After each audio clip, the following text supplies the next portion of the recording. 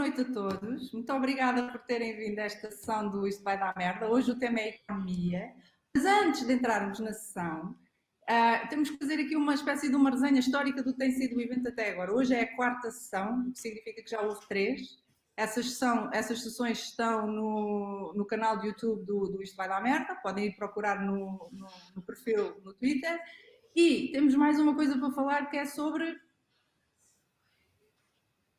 este vinho, que é o conselho da curadoria de vinhos da Wombox desta semana, que é um apelo ao voto seguro e à liberdade e à não discriminação e à não violência agora nestas eleições. Portanto, vão ver também o vídeo do Isto Vai Dar Vinho, que é a rubrica do Isto Vai Dar Merda. Vejam o que é que o Filipe tem para dizer e visitem o site, porque a malta do Isto Vai Dar Merda tem um desconto quando faz um check-out de uma mystery box que queira encomendar. Portanto, vale a pena irem lá ver o que é que eles têm para nós. Hoje, para além de batom e vinho, temos o Luís, temos 2 Jorges, um Pedro, uma Susana e, como sempre, as fantásticas alunas do curso de Língua Gestual Portuguesa da Escola Superior de Educação de Coimbra, que é um enorme prazer poder tê-las connosco e estão a fazer um excelente trabalho.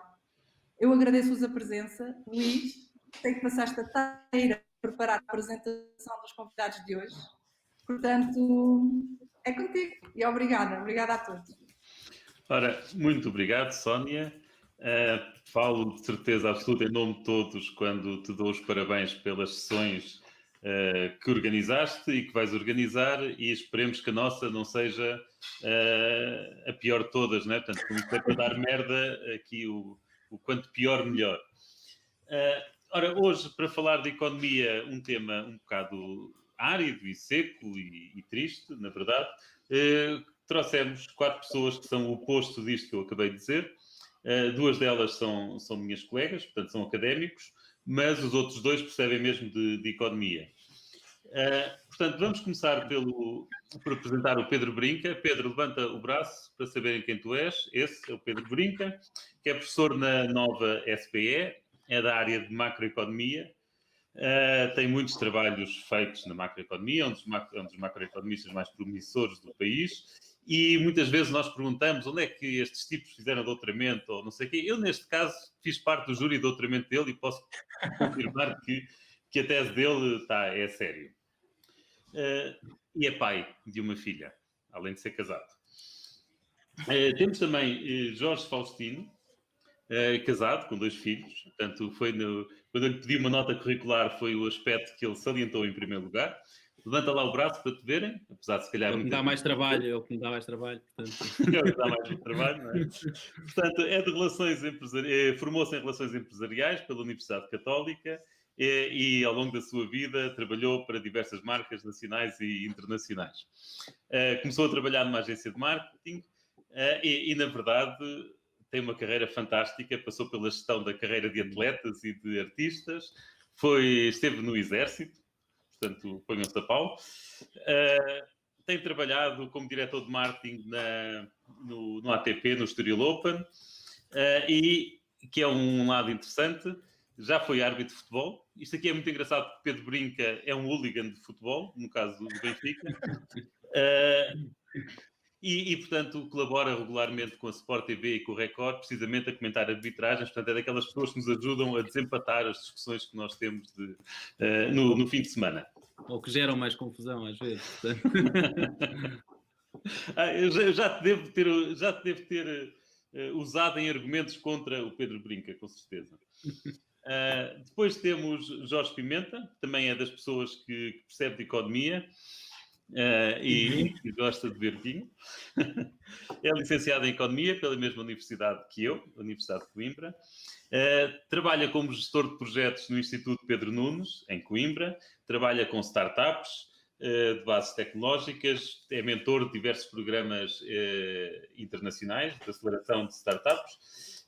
E, portanto, tem trabalhado com várias empresas portuguesas, comércio internacional, e também dá aulas de empreendedorismo no mestrado de Engenharia Informática da Faculdade de Ciências e Tecnologia da Universidade de Coimbra. Finalmente, temos a Susana Peralta, que se apresentou como especialista em letras do Manuel João Vieira, mas que é professora de Economia, da área de Economia Pública, e cronista do Público. É também mãe de um filho. Esqueci de dizer que o Jorge era pai de uma filha. A Susana é mãe de uma filha, de um filho e de 2 filhas que estão em telescola, e quem a lê no Público sabe que ela anda há 1 ano a alertar, a dizer que isto vai dar merda. Portanto, ela, de certa forma, foi premonitora.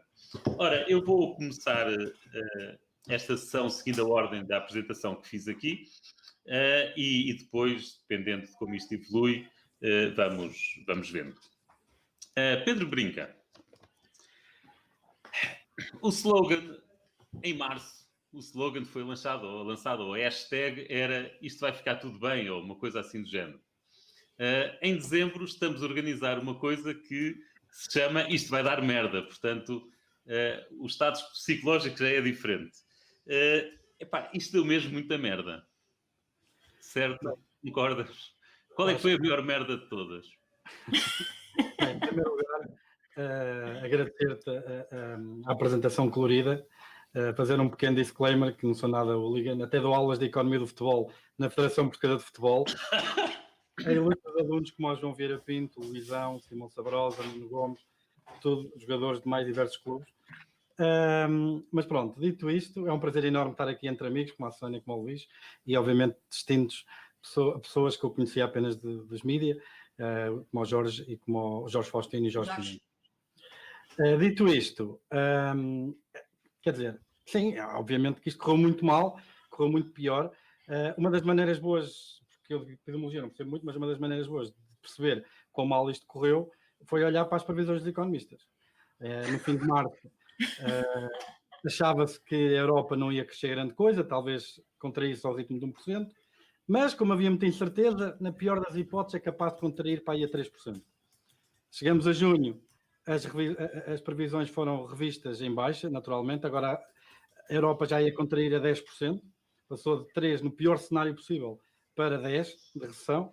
Chegamos a setembro a uma revisão em alta e os números de setembro são divulgados precisamente uma semana antes de começar esta segunda grande vaga, por isso estou com uma grande expectativa para ver quais vão ser as próximas previsões. Acho que pior que nós são mesmo os epidemiologistas e os meteorologistas.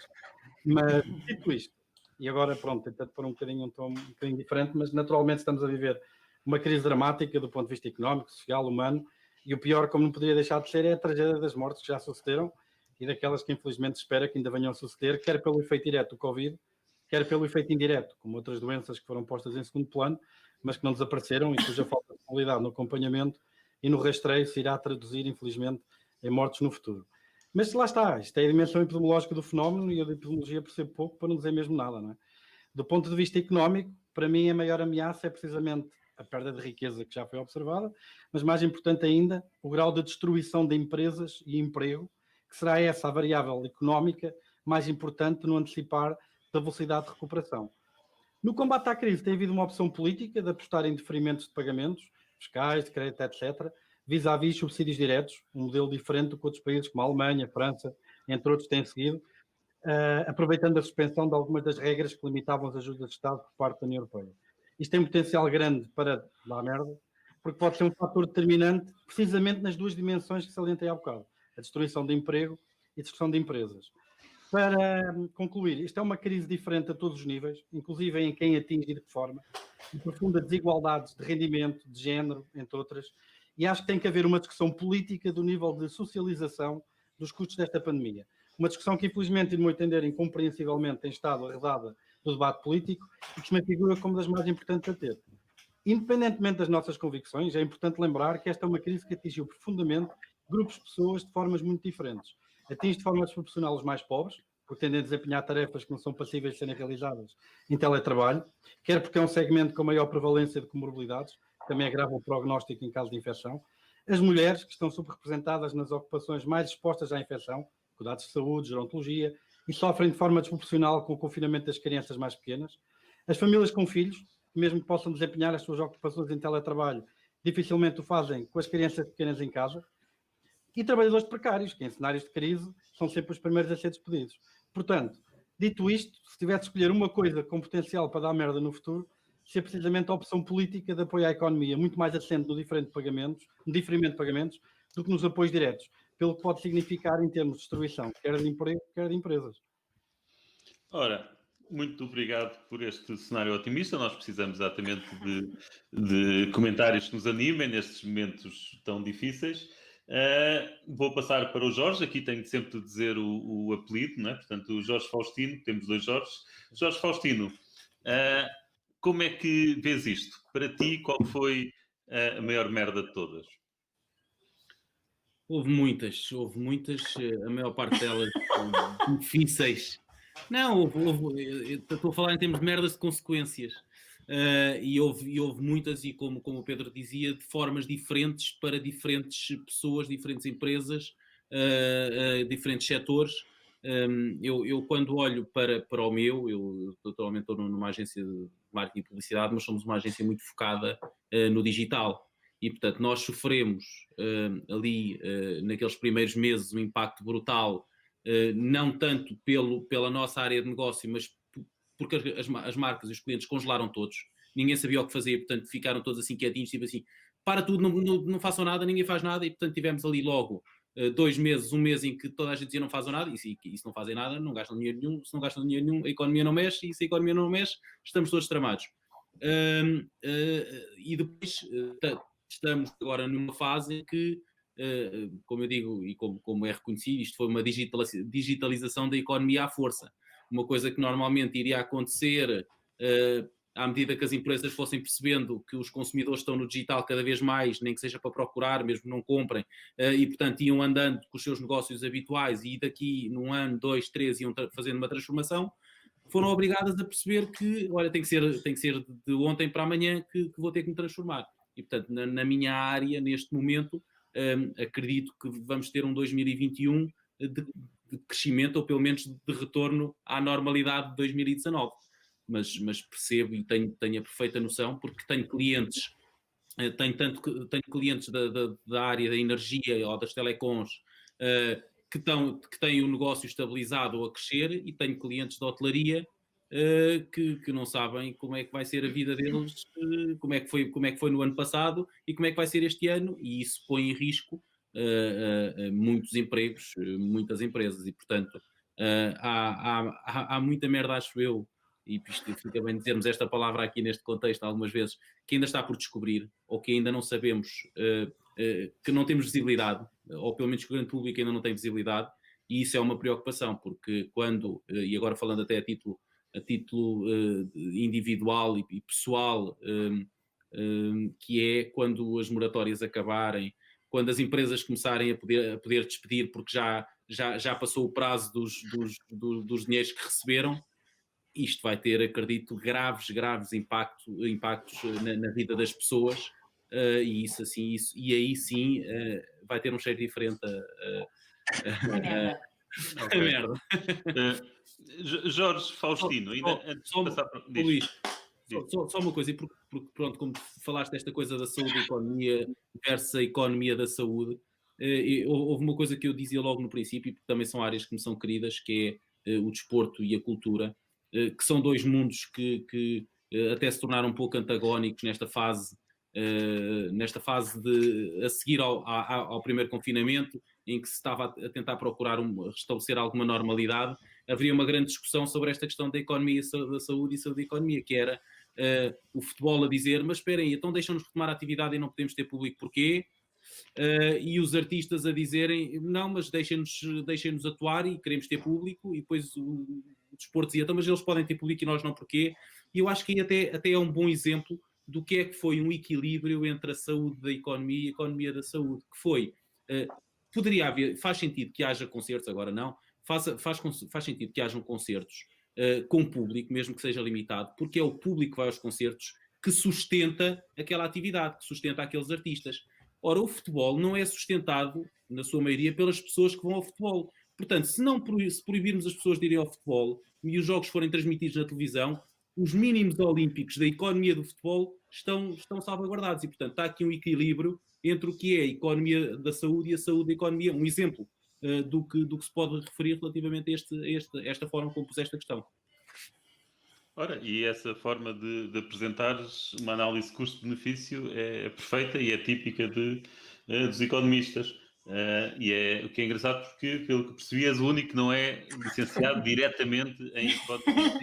Sim, Que é interessante, mas essa é a não sou grande análise, fã, e não sou- exatamente a análise, que não é por serem espetáculos na mesma, e não é por terem, se calhar não têm, mas não é por terem o mesmo nível de risco que automaticamente a solução ótima é a mesma, porque obviamente os benefícios são diferentes e neste caso estás a ir à questão do financiamento. Perfeito. Obrigado por esse comentário. Jorge Pimenta, passo agora para ti, diz-me lá, qual foi a maior merda de todas? Essa é mesmo difícil de responder, porque isto não foi uma crise, foi um tsunami de merda, se me é permitida a expressão. Porque eu acho que eu comecei a trabalhar depois do 11 de setembro. Foi especificamente até no mês do 11 de setembro. Recordo muito bem. E desde aí já vivemos a crise do Lehman Brothers, já vivemos a crise financeira. E a história, os que estudaram alguma coisa, lembram-se obviamente dos ciclos. O que este momento tem de diferente é a sua natureza absolutamente transversal, portanto é global pelo mundo inteiro, portanto não há uma região do mundo que esteja isenta ou que esteja a passar ao lado disto. E acima de tudo o que sentimos ao longo destes meses é um grau muitíssimo grande de incerteza, não é? Portanto, acabámos de dizer, pensávamos que estava melhor, depois veio uma segunda vaga, já se fala de terceira, portanto esta incerteza que nos deixou a todos muito, muito atordoados. E do ponto de vista então das startups e da geração de novos negócios, esta incerteza quebra muito, se calhar, o que é a esperança e o ânimo dos atores económicos e, obviamente, dos atores sociais, não é? Porque o tsunami invadiu a economia, invadiu a sociedade, a cultura, todos os setores. Mais uma vez, parabéns à Sónia por levantar também um bocadinho todas estas camadas de impacto. E, acima de tudo, acho que esta incerteza muito global e muito generalizada é o que eu sinto de pior e, em algum sentido, estas reflexões que podemos fazer para encontrar linhas, pelo menos, que nos orientem um bocadinho mais alguma luz. E a ciência já nos deu um bocadinho com uma luz um bocadinho tênue com a vacina que acho que ainda temos que olhar com muita cautela durante os próximos meses. Ora, verdade. Susana, fizeste questão de salientar que andas há um mês a alertar para esta merda. Um mês. Quais é que são os principais alertas que tens agora? Eu disse que há um ano a alertar para a merda em que estamos metidos. Não, já foram aqui, não é? Portanto, Susana Peralta, especialista em letras do Anel, que anda há um ano a alertar para esta Há um ano, merda. sim, mas tu disseste um mês. Ai, desculpa, um ano, sim. Sim, há muito mais do que um mês. Então, não, já falaram aqui de imensa merda, não é? Já falaram da merda das moratórias, ou, na verdade, todas as obrigações que foram suspensas e que, no fundo, estamos só a chutar o problema para a frente e que vai rebentar como assim um mega balão de merda. Vai ser assim uma chuva de merda, em primeiro lugar. Depois também já falaram aqui do problema do mercado de trabalho, que é obviamente o outro problema a prazo, e o Pedro disse bem que esse problema a prazo é das pessoas que têm vínculos contratuais, porque os outros já foram todos à merda logo no início da pandemia, tudo o que era contratos a prazo não foram renovados e os recibos verdes que foram à vida, etc. Eu gostava de falar, se calhar, então, já que já falaram aqui de tanta merda, falar daquela que me parece a merda assim mais, que é no fundo aquela que vai estar mais connosco, que nos vai acompanhar provavelmente por mais tempo, que é esta merda da escola, não é? Como é que nós, a pior merda de todas, a mim parece-me, foi depois da janeiro do ano passado, não de termos encerrado as escolas no início, que eu acho que a incerteza relativamente ao que estava a acontecer era tal que, enfim, foi um movimento global, não parece que houvesse quaisquer condições para Portugal ficar de fora disso, mas depois não, em relação teimosia... a março é absolutamente intelectualmente desonesto estar a discutir o primeiro fecho das escolas de março. Claro. Independentemente de uma altura ter sido a favor ou contra, é intelectualmente desonesto. Naquela altura nós não fazíamos ideia do bicho, ainda não sabias... Em preparação era total, agora já não. Era completamente, mas depois houve a merda da teimosia de não abrirmos as escolas a partir de maio, junho, quando o resto da Europa estava a abrir as escolas, portanto isso foi uma teimosia que nos meteu na verdade na merda e que nos mete agora numa merda suplementar, porque quando tu voltas a decidir fechar as escolas, na verdade podias estar a fechar em cima de uma interrupção do outro ano letivo que fosse 3 meses e depois algum regresso ao presencial, e estás a fechar em cima de 6 meses em que as crianças e os adolescentes estiveram fora da escola e, portanto, esse parece, eu não estou, enfim, não me parece que neste, ou seja, eu acho que hoje a decisão era fechar as escolas, não me parece que houvesse sequer condições políticas para o fazer, e em face da merda já agora que está a acontecer também neste momento, que é o colapso iminente do Serviço Nacional de Saúde, com a ministra a dizer ontem na televisão que iam entrar em medicina de catástrofe. Portanto, isso é uma merda enorme, e obviamente que em face dessa merda enorme, nós agora o que temos de fazer é fechar ao máximo tudo o que for possível para ver se alguma coisa funciona de uma certa maneira. Mas claro que este fecho de escolas agora é um fecho de escolas que vai por cima dos tais 6 meses perdidos do ano letivo passado, e portanto esta merda é uma merda cumulativa e é uma merda, até se me permitem, super aditiva, e portanto isso parece-me que é verdadeiramente catastrófico, e eu projeto isso, é uma coisa que me preocupa imenso, porque as escolas, quer dizer, nós lá está, vamos ter falências, vamos ter desemprego, vamos deixar uma dívida já agora monumental para ser paga, uma dívida pública absolutamente monumental, e vamos deixar uma geração mal preparada para pagar, quer dizer, mal preparada para ser produtiva, inovadora, criativa. Enfim, por isso essa para mim parece-me assim a pior merda de todas. Ora, boa, há muito para onde pegar. Há muita merda. Luís, só uma coisa muito rapidamente, em 20 segundos. Uma das coisas que a Susana disse, que é extraordinariamente importante, e que tem a ver precisamente com a questão da capacidade dos hospitais. À medida que nós temos este tsunami de novos infectados, etc., e vê-se isso nos dados, que a relação entre doentes nos intensivos ou doentes internados e o número de óbitos é exponencial. À medida que os sistemas começam a ficar sobrelotados, a taxa de mortalidade começa a aumentar de forma assustadora. Okay? E não é mesmo exponencial. E isso é das coisas que também tem mais potencial para dar merda. Quando vês isso, controlas para a taxa de positividade, tu não estarás a detectar, nessa situação de aparente caos, ou caos, não interessa agora, não estás numa situação em que se calhar só os casos mais graves é que estão a ser detectados e a ser inseridos no sistema, e por isso automaticamente a taxa de mortalidade aumenta, ou seja, aí não poderá haver alguma, desculpem o palavrão, endogeneidade dessa medida? É possível. Claro. Isto não pode ser só... Não pode ser. Uma coisa é dizer merda, pá, agora endogeneidade, pá, tem lá respeito, pá. Lá em casa. O que o Luís está a dizer é que correlação não é causalidade. Não obstante, uma das maneiras de defender a razoabilidade dessa correlação é precisamente através, outro palavrão, de uma análise estrutural, ou seja, será que faz sentido que se os sistemas estiverem mais sobrecarregados, que a mortalidade aumente? Pode fazer sentido. Vimos também na Lombardia o que é que aconteceu quando os sistemas de saúde entraram em sobrelotação, que as taxas de mortalidade dispararam. Aconteceu em Nova Iorque, aconteceu na Lombardia. Parece poder acontecer também em Portugal. Pois, e isso era a pergunta.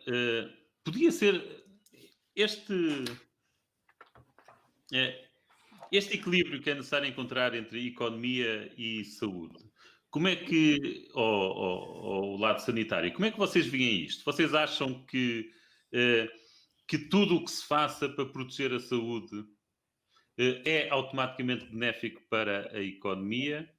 Ou acham que existe aqui um compromisso, um trade-off, como nós costumamos dizer na nossa gíria, entre uma coisa e outra, e para nos preocuparmos mais com a economia temos de ceder um bocado na saúde e vice-versa? Pedro, já começaste com um cheirinho disso, portanto podes continuar, e eu depois passava aos Jorge e depois à Susana, antes de entrar noutro tema. É assim... Mas tenta ser breve, está bem? Sim, estaticamente, no curto prazo, é óbvio. Não é? Mais confinamento, menos economia. Mais saúde, menos economia. Isso é inequívoco. Só que o problema não é estático, é dinâmico. Para aqueles que sobrevivem, graças a Deus, vai haver um amanhã. Não é? E mais confinamento, mais restrições hoje, pode significar mais economia amanhã. Agora, o diabo está nos detalhes, não é? Qual é esse trade-off quantitativamente? A hipótese faz sentido, não é? Agora, qual é a força do efeito é que é a grande pergunta. Primeiro, é muito difícil de saber isso, porque as coisas variam ao longo do tempo. Aquilo que sabíamos em março, a resposta que poderíamos dar é dramaticamente diferente da resposta que poderíamos tentar dar hoje, quer porque sabemos mais sobre a doença, quer porque há mais novos tratamentos, quer porque as pessoas já se habituaram, em certa parte, a viver em confinamento, e muitas empresas já fizeram algum tipo de adaptação para teletrabalho. Por isso, É uma pergunta que divide académicos, existe muita literatura e é uma questão também muito polarizante, é uma das questões mais polarizadas na discussão académica entre economistas do Covid, é mesmo esta, é mesmo barricadas e uns à porrada com os outros. Não é uma pergunta fácil. Eu admito no mínimo que é possível que haja um trade-off entre as chamadas NPIs, as Non-Pharmaceutical Interventions, como é o confinamento, as regras das máscaras, as regras dos distanciamentos, etc., que isto se traduz em mais economia amanhã, ao limitar o grau de destruição que uma disseminação descontrolada poderia trazer no presente.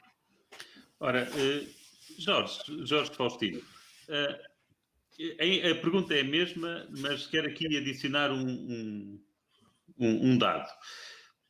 No início, nos primeiros meses, portanto, março, abril, maio, estavam constantemente a dizer-nos que nós ainda estamos a aprender como é que o vírus funciona, ainda estamos a aprender como é que são os contágios, portanto, muito disto é incerto e por aí fora. Ora, 10 meses depois, nós acabamos a fazer exatamente o mesmo que fizemos quando dizíamos que não sabíamos nada sobre o vírus. É o lockdown. E o lockdown foi anunciado na semana passada, foi criticado por não ser tão violento como o de março. E uma semana depois, voltamos ao lockdown de março. Até em pormenores simples, que a maioria das pessoas não nota. Por exemplo, em março os stands automóveis tinham sido encerrados, só as oficinas é que estavam abertas. A semana passada os stands mantiveram-se abertos. Esta semana já fecharam os stands. Portanto, mesmo em pequenos pormenores se vê que voltámos a março. 10 meses depois. Isso quer dizer que não aprendemos nada? São muitas perguntas, só numa. Eu vou tentar ser rápido. Faz como o Álvaro Cunhal, diz o que quiseres. Exatamente. Quanto à primeira... Olha que não. Quanto à primeira questão de o que é que as decisões são tomadas pela saúde, a bem da saúde, que consequências é que tem na economia, eu até diria logo outra coisa que eu acho e que me tem preocupado muito até na gestão de equipa e de pessoas que têm a meu cargo, de certa forma, que é as medidas que são tomadas pela saúde e que vão ter consequências na saúde. Isto é, nós hoje em dia estamos em lockdown para reduzir os casos, para resolver o problema de Covid, e vamos ter problemas brutais em termos de saúde emocional e psicológica no futuro. E, portanto, aliás, os meus filhos vão ter problemas estas próximas 2 semanas de saúde se não se portam bem. Portanto, isto é a curto prazo. Mas falando a sério, a longo prazo, isto terá consequências graves para a saúde da população, seja saúde física, seja saúde psicológica. E, portanto, logo aí, encontrar o equilíbrio, e que também deve ter sido e deve estar a ser tido em conta nas decisões importantes. Depois o Pedro já falou das consequências mais para a economia em termos das decisões tomadas pela questão da saúde. A questão que me colocas de o que é que nós aprendemos e que não aprendemos, olha, há uma coisa, e isso tenho feito até por gestão emocional e psicológica minha, que é, tenho visto cada vez menos notícias, eu tenho perfeita noção de onde é que estamos envolvidos, e estou a tentar respeitar ao máximo tudo aquilo que são as indicações. Estar a consumir todos os dias 30 opiniões, 10 para um lado, 7 para o outro, 3 para o outro, etc, etc, fiz um bloqueio, fiz um adblock a conteúdos sobre o futuro e o quanto é que estamos desgraçados e como é que não estamos desgraçados. E isto está-me a permitir olhar para isto de outra forma, mais leve, entenda-se este leve, não de uma forma desresponsável, mas mais leve e mais focada naquilo que eu posso controlar. E o que é que eu posso controlar é a minha empresa que não é minha, mas a empresa para a qual eu trabalho, a minha família, as responsabilidades que eu tenho nos diversos pontos da sociedade, e, portanto, focando naquilo que eu posso controlar, não vou estar a gastar energias com aquilo que eu não posso controlar. E tenho tido clientes também, e relativamente àquilo que aprendemos e o que não aprendemos, e eu dizia há pouco que em março eu tive, diria que logo 20% de clientes que disseram para tudo, e parar tudo ficaram quietinhos, não gastaram ou não investiram dinheiro em nada, seja a pagar à agência, seja a fazer investimento de mídia, seja a investir no negócio, portanto ficaram completamente congelados. 20 outros 20% se calhar reduziram tudo a 50% ou mais. E o que se passa neste lockdown, o que se passou esta semana com os meus clientes é, eles já sabem que não podem parar, porque as pessoas continuam a ter vida e, portanto, parar de comunicar, parar de responder às necessidades das pessoas, só os vai prejudicar porque uma marca de hambúrgueres vai continuar a esforçar-se para vender em takeaway e a outra vai ficar quietinha. Quando isto acabar, as pessoas criaram relação com aquela que foram comprando hambúrgueres durante o lockdown. E, portanto, eu não me parece, em termos de medidas, diz isto. Posso concluir daí que Houve aprendizagem. Parece que o efeito económico será menos recessivo, portanto a recessão será um bocadinho menor desta vez porque as empresas desta vez não pararam. Isso é uma mensagem otimista no meio disto tudo. Já se adaptaram. Desculpa, Pedro, não ouvi, diz lá. E também já se adaptaram parcialmente, não é?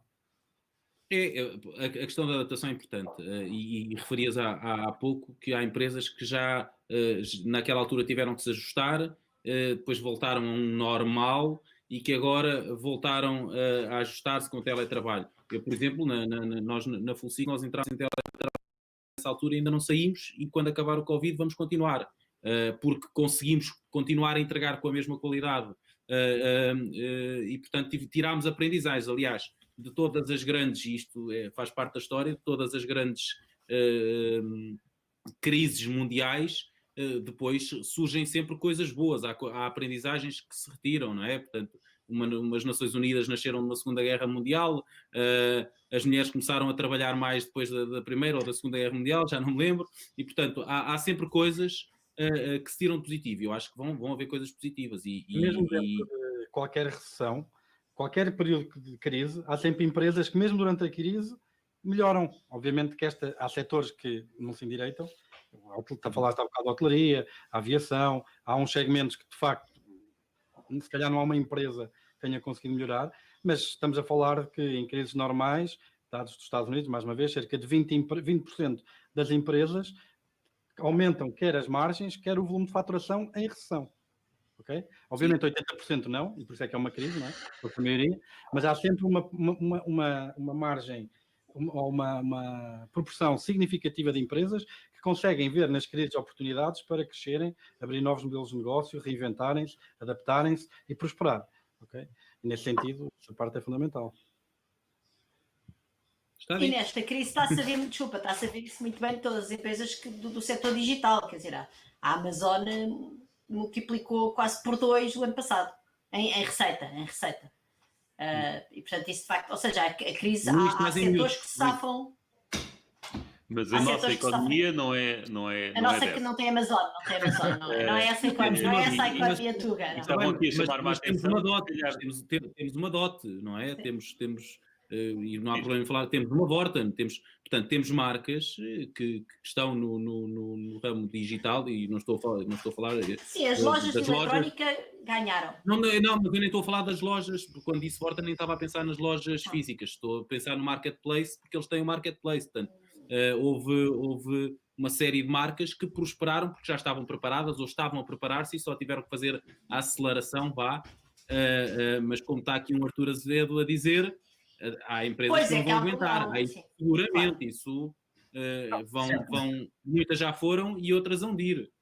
É como as escolas, não é? Ou seja, tu estás a pôr uma crise em cima de uma crise e isso é, obviamente, compõe, é pior, é pior do que se fosse. Como disse a Susana, e como me lembro muito bem, o que nós estamos a fazer com esta coisa de diferimentos de obrigações é criar mais endividamento num setor empresarial que já é, dentro do contexto europeu, cronicamente subfinanciado. E para além de haver uma questão aqui factual, que é esta que o Jorge e a Susana trouxeram, há também aqui uma questão normativa que me parece que as pessoas, se calhar, têm refletido pouco sobre ela e que acho que é importante, que é, nós quando dizemos, por exemplo, a um cabeleireiro que não pode abrir, ou a um restaurante que não pode servir comida, ou um conjunto de atividades que não podem realizar a sua atividade para gerar receita e manterem-se, etc. Nós estamos a fazer, não pela segurança desses pequenos empresários, ou estamos a fazê-los pela segurança do bem comum. Mas o peso, com este modelo, é sentido, obviamente, sobre esses pequenos negócios.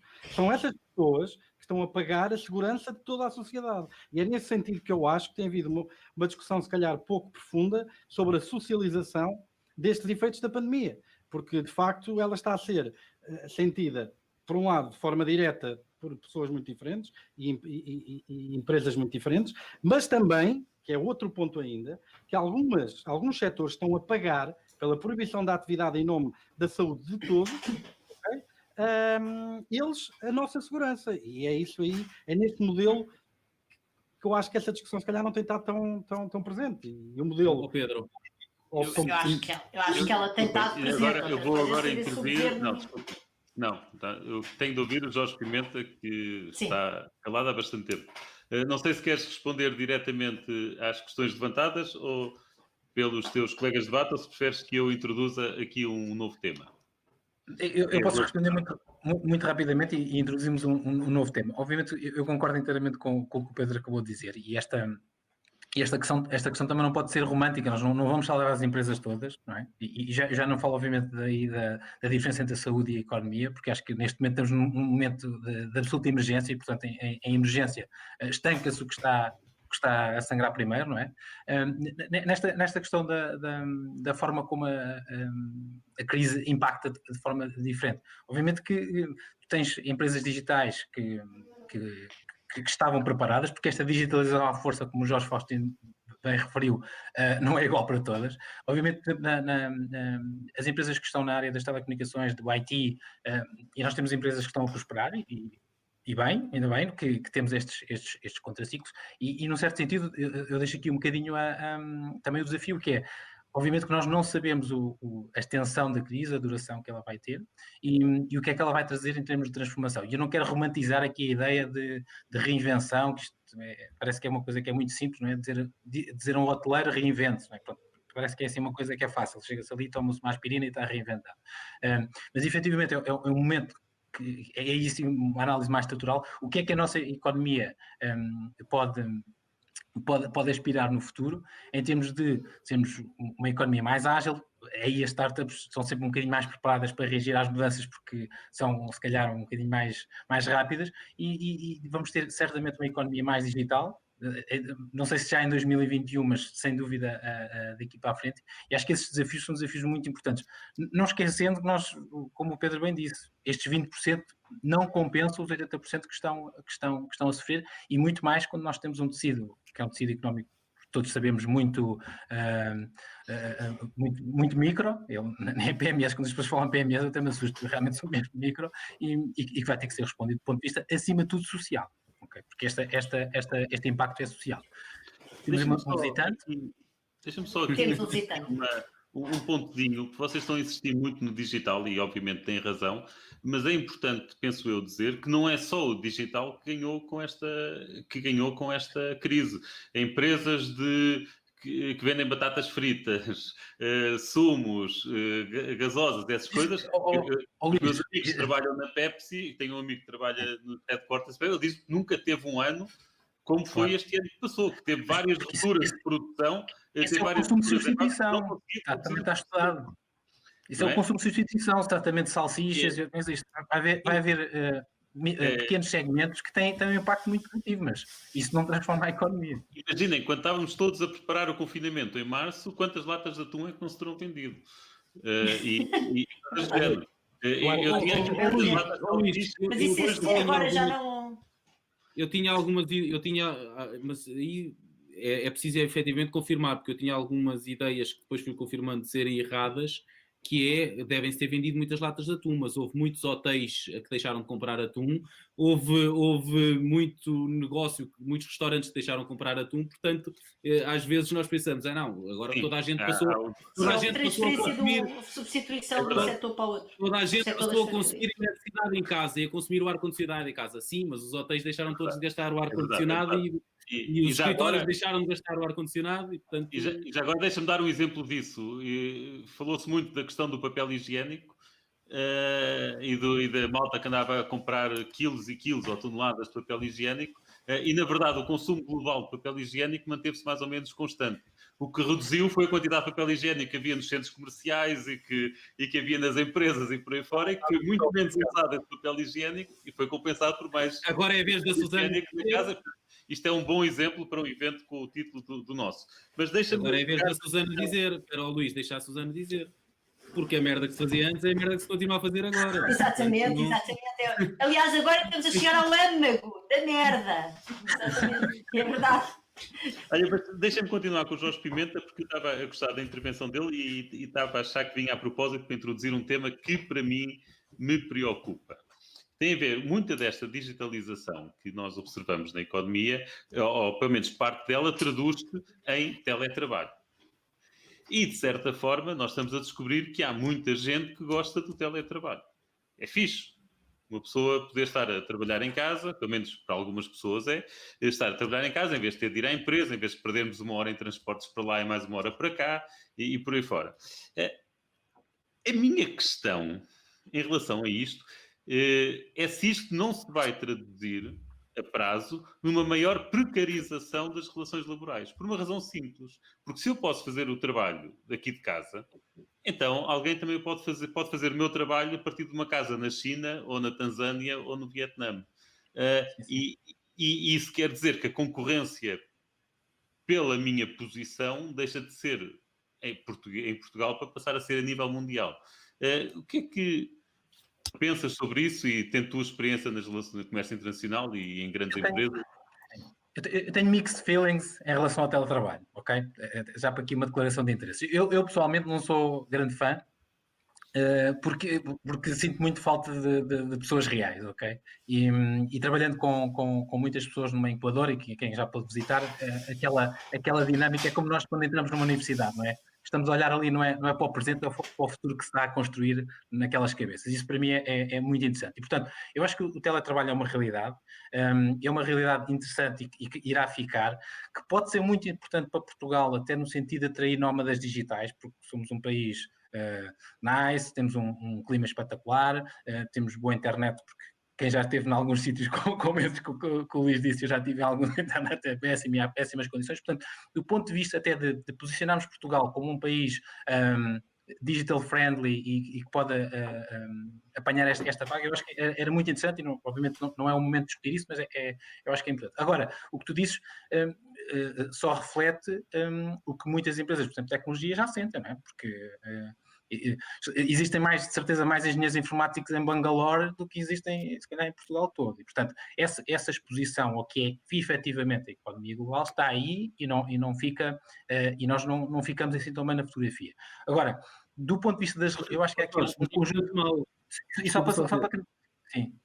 Estou a dizer que não ficamos mal porque estão muitas empresas a basear-se em Portugal para ter os nossos recursos técnicos, porque em termos de Europa somos os mais baratos. Portanto... Sim, Faustino, eu não digo que não, mas Fala melhor inglês. O jogo não se vai fazer só. Eu acho que dentro da Europa nós podemos nos posicionar perfeitamente. Nós temos, já não é de agora e já é um movimento que se tem vindo a sentir. Acho que temos muitas condições. Agora, o jogo não se vai jogar só na Europa, não é? Senhor árbitro, o jogo é um jogo mundial e as nossas empresas sentem isso. Agora, do ponto de vista do teletrabalho enquanto modalidade plano A, eu acho que é aqui todo um conjunto de legislação laboral, perda de conexão social e para quem trabalha até com marcas e quem trabalha com business to consumer, entre aspas, eu acho que há aqui ainda um movimento de adaptação. Agora, que o trabalho vai ser mais flexível, já percebemos, não é? Já não há volta a dar. Num certo sentido pode ser mais confortável, noutros acho que tem aqui muitas questões e ainda bem que o Mário Teixeira lançou esta questão da saúde mental, é sem dúvida depois um desafio, porque uma das coisas que eu sinto com as pessoas com quem trabalho nas startups é a desconexão das equipas, não é? É mais difícil manter aquela informalidade na comunicação e, portanto, quer na microgestão das empresas, quer na perspectiva da globalização, este é mais um desafio que nós vamos ter no pós-pandemia. Susana, o que é que queres que eu diga? Sim. Queres para falar de quê? Queres que eu fale sobre qual dos temas? Como mulher temas? marcadamente de esquerda e tu fazes questão da tua intervenção pública ser uma intervenção à esquerda, como é que tu vês esta questão que eu estava a referir o potencial para a precarização das relações laborais. E, por outro lado, também queria aqui que introduzisse outro tema, e que também penso que está ligado a este, obviamente, que é o da globalização, porque, obviamente, disto estamos a falar, está relacionado com globalização. Parece-te que esta merda toda tinha sido maior se o mundo fosse menos global ou teria sido mais pequena? Ou seja, qual é o papel da globalização disto? Obviamente, a globalização ajudou a que a doença se espalhasse mais depressa. Claro. Ajuda a que se combata mais depressa e ajuda a partilhar riscos. Como é que achas que isto fica? Mas Então, começavas pelo teletrabalho. Pelo teletrabalho. O teletrabalho levanta imensos desafios. Eu acho que se liga, aliás, com a globalização, mas há desafios vários que já foram aqui referidos. E eu acho que nessa questão que tu estavas a falar do problema de repente da pessoa agora poder ir buscar teletrabalhadores a qualquer parte do mundo, isso no fundo é uma aplicação quase direta e clássica da história do Krugman dos custos de transporte, não é? Tu passas a ter perdes custos de transporte porque no fundo o facto de nós antes termos de trabalhar as empresas e os serviços num escritório, de uma certa maneira, é um custo de transação, porque é um custo fixo que nós pagamos, bem, metade fixo, metade variável, não interessa, é um custo para estarmos juntos.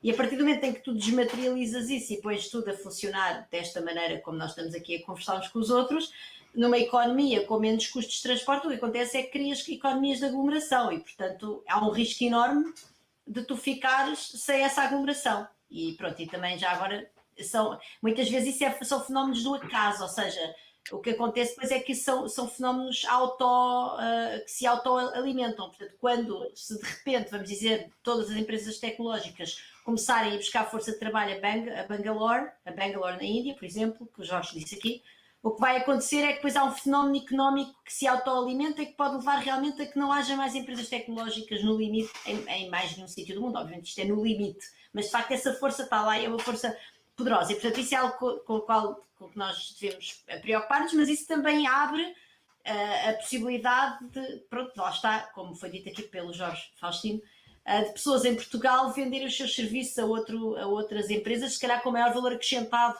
Por exemplo, se tu trabalhas no setor financeiro, se calhar apetece ser contratado. Agora a City de Londres está um bocadinho fora enfim, já não está na União Europeia, não vamos entrar por aí, mas tens sei lá, tens praças financeiras no Luxemburgo e na Alemanha que se calhar podem querer contratar, que estás aqui, e há aí uma arbitragem de salários. Portanto, é um bocadinho difícil de dizer, mas é verdade que pode ser, ou seja, sem entrar rapidamente um grande cuidado na regulamentação disto, o que tu tens é uma liberalização completa. No fundo tu perdes um bocadinho a mão que o Estado tem, apesar de tudo, nas relações laborais, e já tens uma dualidade no mercado de trabalho, não é? Porque como o Estado tem uma enorme mão nas relações laborais, criou-se ao lado disso o mercado laboral dos precários, os recibos verdes, não tem uma maneira de fugir a isso. Tu aqui estás a multiplicar pelo número de países do mundo a possibilidade de tu criares mercados de trabalho paralelos e paralelos, não estou a usar paralelos no sentido, enfim, negativo de ser, não tem nada, nem tem que ter nada de ilegal, atenção, mas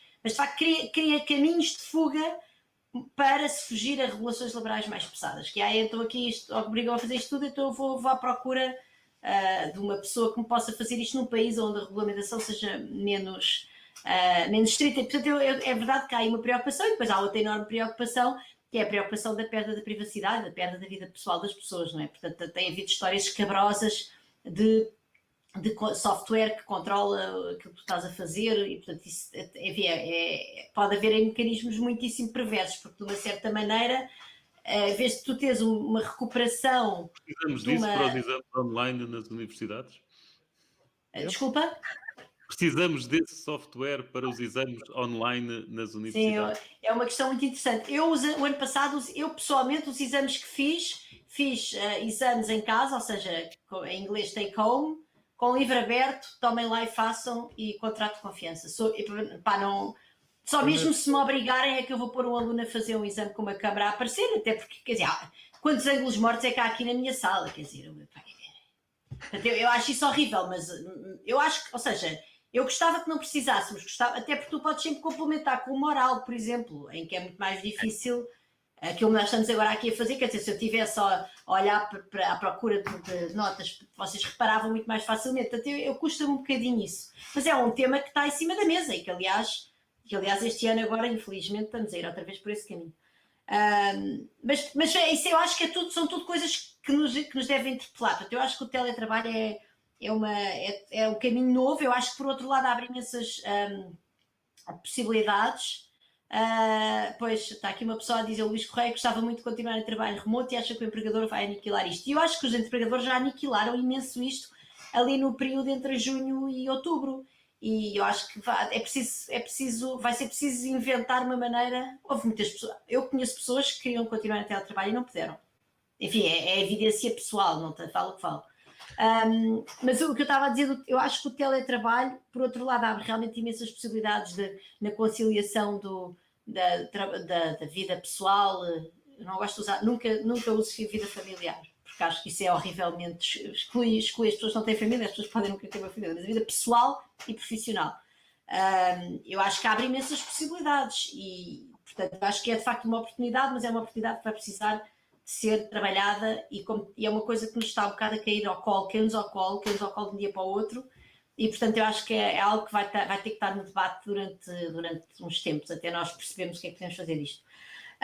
Relativamente à questão da globalização, diz, Luís? Não, mas rápido, está bem para passar. Não, muito rápido, vamos já calar. A globalização para mim é evidentemente uma boa coisa nesta crise, quer dizer, não vale, ou seja, quando tu pensas na solidariedade europeia, que apesar de tudo se criou, quando tu pensas no milagre das vacinas, enfim, embora depois estamos a deixar de parte os países pobres, já agora nisto das vacinas, que é uma vergonha monumental, mas a verdade é que, por exemplo, nós em Portugal não íamos ter vacina, não é? Portanto, e eu acho que, ou seja, e a própria globalização, essas equipas que criaram a vacina, são elas próprias equipas multinacionais, ou seja, com trabalhadores e trabalhadoras, cientistas de vários países, quer dizer, a globalização é, obviamente, sem sombra de dúvida, uma coisa boa nesta pandemia. Tenho algumas dúvidas disso que dizes, que Portugal, obviamente, não teria vacina. Portanto, neste momento já há várias vacinas no mercado autorizadas, russas e chinesas, que nós claramente não compramos, porque simplesmente estamos na União Europeia e não... Não tínhamos no sentido em que...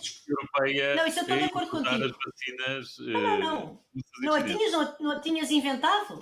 Nós não temos farmacêuticos. Nós não. Sim, mas... Está bem, então é isso que eu estou a dizer. Eu estava a falar se fosse uma autarcia... Sim, importa. Eu estava a falar do ponto de vista de criar a vacina, não de a comprar. Ok. Isso aí eu estou de acordo contigo. Pedro, já estás calado há muito tempo e tu gostas de falar. Com amigos como o Luís, o que é que tu amigo? Mas é verdade. Portanto, eu aqui queria te perguntar, aqui também esta questão da globalização, porque obviamente está e faz parte do teu trabalho, e tu tens trabalho até académico nesta parte do trabalho que é mais ajustável e que não é mais ajustável, e o trabalho que é mais facilmente substituído por máquinas, por computadores e por teletrabalho, incluindo aqui o teletrabalho nestas novas tecnologias. Mas também queria que introduzíssemos aqui uma nova questão, que é a vacinação. O que é que se espera com esta vacinação? Num primeiro artigo que eu li, era que a ideia de nós termos uma vacina ia fazer com que muitos de nós nos retraíssemos e nos protegêssemos mais. Isto foi, aliás, um artigo do Ricardo Reis no Expresso, que nós nos retraíssemos mais porque... enquanto que nós há 6 meses dizíamos, bem, eu vou apanhar a doença e vou, portanto, mais vale ir para a rua e se apanhar a doença fico já imune. Agora, com a perspectiva da vacina daqui a 3 meses, as pessoas reagiriam dizendo, agora não dava mesmo jeito nenhum apanhar a doença, portanto, deixa cá esperar pela vacina, portanto, deixa-me fechar em casa. O que nós vemos é exatamente o contrário. Portanto, isso é mais um exemplo de previsões falhadas dos economistas. Quer dizer que os modelos de economia são uma merda, pronto. Mas para além disso... Pronto, relativamente primeiro à globalização, eu não podia estar mais de acordo com a Susana. A globalização tem sido boa, historicamente foi provavelmente uma das experiências mais bem-sucedidas da história humana, tirou imensa gente da pobreza. A desigualdade a nível mundial, ao contrário, se calhar, daquilo que nós estamos um bocado expostos nos títulos dos jornais, tem estado a diminuir no mundo inteiro, quando olhamos para o planeta como um todo. Agora, há vencedores e perdedores da globalização. e principalmente as pessoas que mais terão, ou que menos têm ganho com a globalização, terão sido precisamente aquela classe média, com essas profissões que tu Mas eu destacaste. estava a falar no contexto da pandemia, já agora. Eu só Ok, falei globalização com pandemia. Mas Tá bem. só para deixar claro que eu tenho as minhas reservas também, não é? Claro. Agora, o processo de globalização, do expansão do comércio internacional, etc., tudo isso também trouxe ganhadores e perdedores. E houve pessoas, as pessoas que menos ganharam com a globalização terão sido precisamente aquela classe média do Ocidente que, em muitos casos, desempenhavam tarefas que eram facilmente depois offshore para o Sudeste Asiático, por exemplo. Okay? E depois isso, ao longo do tempo, traz problemas sociais, convulsões sociais, etc. O que nós estamos à beira, e agora para atar isto à pandemia, é podemos entrar numa segunda wave, numa segunda onda de um processo um pouco semelhante, que é, da mesma maneira que nós começámos ali nos anos 80, 70, 80, da meia da década de 80, com a explosão do comércio internacional, a mandar muitos empregos a deslocalizar muito emprego para o Sudeste Asiático, emprego de manufatura, em fábricas, etc. Pode haver agora, com este desenvolvimento de inovação, a que fomos obrigados, há bocado o Jorge Faustino estava aqui, fomos obrigados a entrar, a digitalização entrou por nós adentro, de uma forma à bruta, não é? Todas estas tecnologias, toda esta facilidade do uso das tecnologias pode levar a uma segunda onda de deslocalização do trabalho e isso sim ser um problema e adicionar ainda mais estas convulsões sociais e ser um segundo fator de gerador de tensões no Ocidente, precisamente por uma maior precariedade do trabalho, como também tu referiste. Relativamente à vacinação, acho que acabo como comecei, quer dizer, de facto, a partir do momento em que nós sabemos que há uma vacina, obviamente que o futuro tem mais valor porque é mais certo, nós devíamos ter mais precaução. Não foi isso que vimos, entramos num clima um bocadinho de euforia e as coisas não correram bem, não é? De facto, pronto, isto dos modelos económicos também se lhe digam. Eu só queria terminar para pegar uma coisa que os dois Jorge falaram e que tinha um bocadinho a ver com esta questão do se reinventar. Há coisas que dificilmente mudarão muito, ou seja, o setor do turismo, por exemplo, as pessoas não vão do turismo por webcam, não é? Acho que isso não vai acontecer. Ou seja, acho que será dos setores que terá menos transformação. Agora, há outros que, por mais que não voltem a haver... Pedro, há mais necessidade de evasão. Atenção, porque esta questão do turismo é uma questão muito interessante. As pessoas... O que eu estou aqui a tentar estabelecer uma diferença é entre aquilo que é conjuntural, ou seja, estamos em pandemia, e se num cenário em que, de facto, iremos voltar a um normal em que não há pandemia ou não há uma ameaça de pandemia muito real, não é? Que aconteceram duas em 100 anos, a esta escala. O que é que mudou ainda assim? Mesmo desaparecendo a pandemia, o que é que terá mudado e que já não volta para trás? E esta questão do digital e da adoção das plataformas digitais, as pessoas não vão desaprender. Toda aquela malta que tem resistência à ambulância, que não usava o home banking, que não fazia compras pela net, tudo isso já não volta. As pessoas já habituaram-se a fazer, venceram aquela resistência inicial, aquela inércia de serem obrigadas a adotar as plataformas, agora adotam, sentem-se confortáveis e isto já não volta atrás. Viagens de negócios, por exemplo. Aquele segmento business travel, eu duvido que volte a ter mesmo... Acabou, claro. No Também futuro, estou de acordo contigo. aquela reunião em Basileia, que agora foi por Skype, acho que essa... Já não precisas mais de fazer trajetos para reuniões de meio-dia e andares a... E até isso é bom já agora. Eu tenho tanta saudade dos meus congressos académicos. Logicamente. Mas não é para meio-dia, é uma reunião. Isso aí vais 2 ou 3 dias, é diferente. Era uma reunião... Aquilo que se chama turismo académico, turismo científico. Acabem com as conferências do Brasil e coisas assim, para mim tudo bem. Jorge, se calhar começo pelo Jorge Faustino. Pegando aqui nesta nota de otimismo do Pedro, se calhar tinha aqui duas...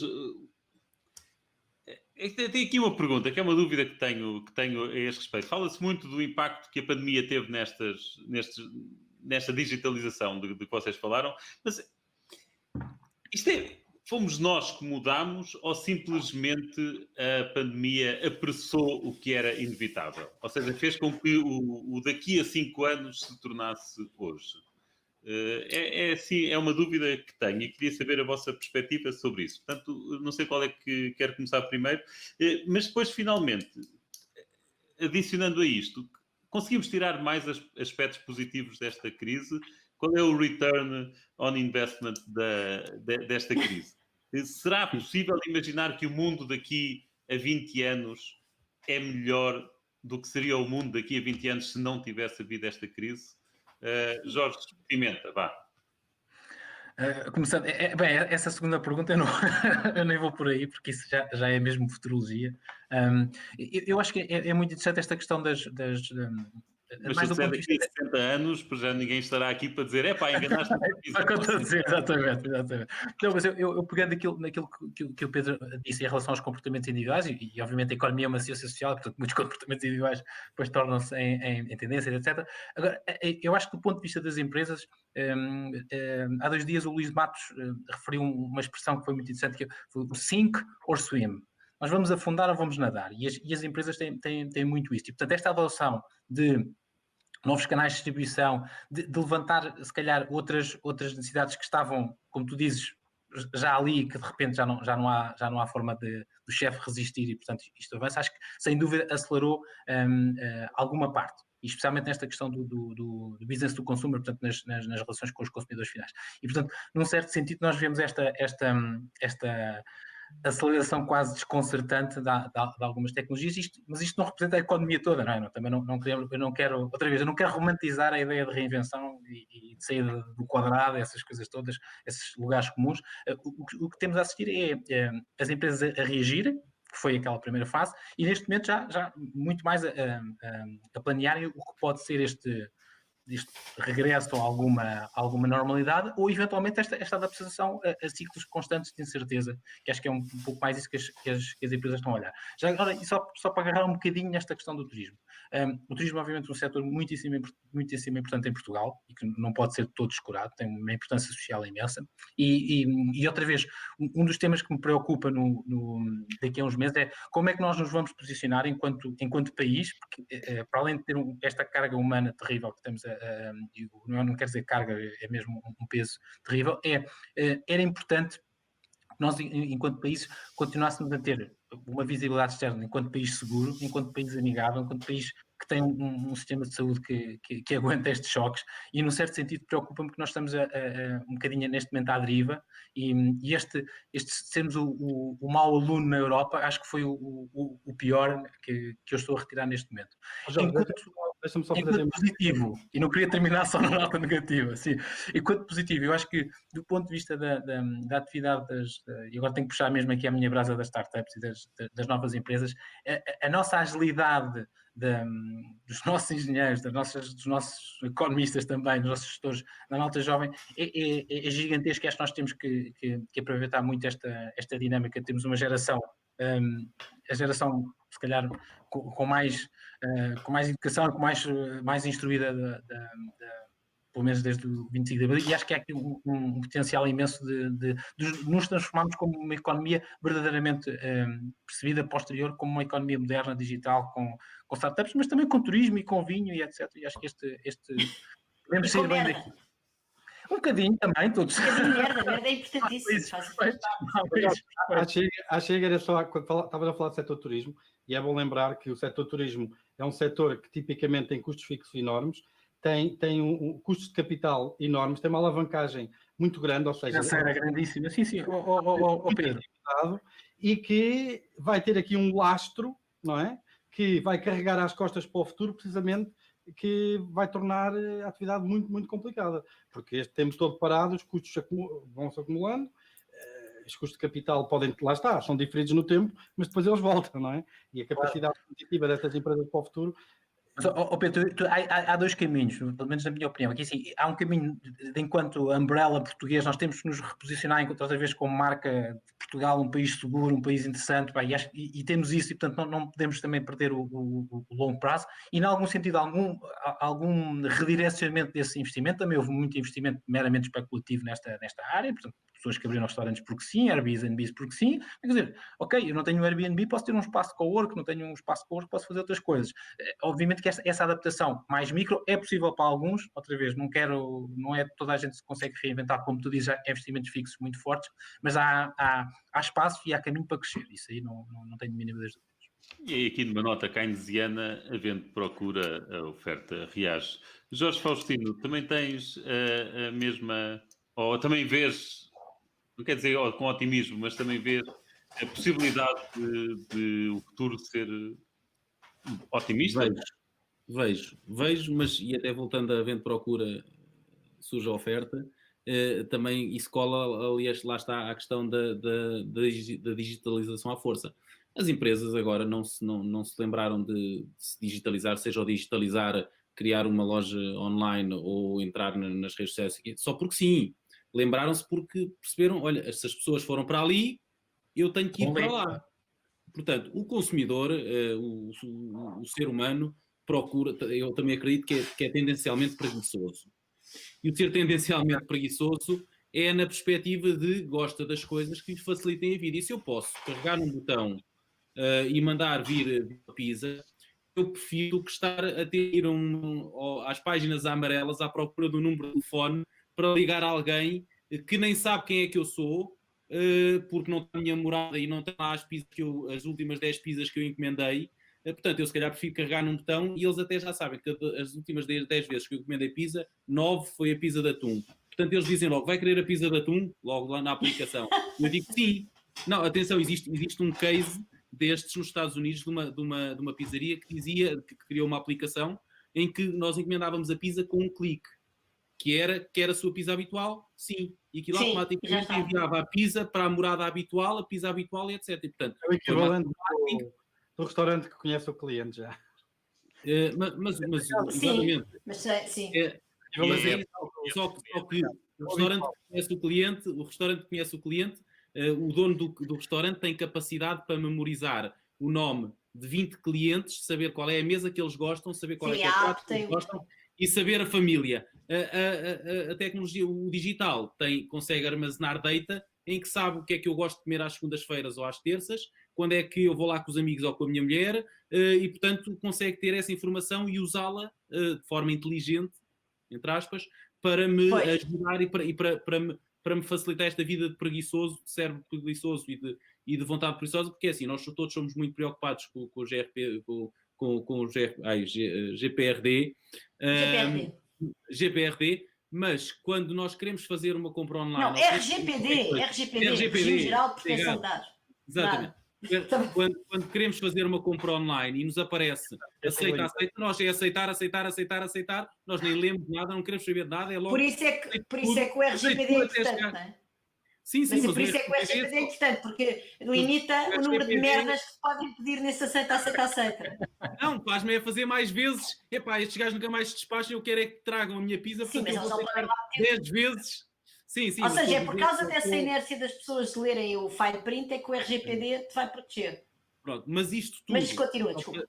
Sim, não, mas isto tudo só para dizer que, da mesma forma como o ser humano é preguiçoso e, portanto, por ser preguiçoso vai procurar o que é mais fácil e o digital hoje facilita muito a vida das pessoas e das empresas, eu também acredito que o ser humano tem uma memória seletiva das coisas e eu acho que nestes grandes desastres, e infelizmente há muita gente que vai perder familiares e que vai ficar marcado na vida e que vão ficar... a próxima geração é diferente, mas daqui a 2 gerações ainda vão haver pessoas que se vão lembrar que os pais ou que os avós morreram, infelizmente, no Covid, na pandemia de Covid. Eu acho que daqui a 2 ou 3 gerações as pessoas vão olhar para trás e o que se vai falar foi, olha, quando aconteceu aquilo da pandemia, depois, olha, sabes que se começou a fazer os negócios desta forma e se começaram a fazer assim, então nós vamos lembrar das consequências boas que vão existir desta pandemia e, portanto, eu sou um otimista por natureza, /louco,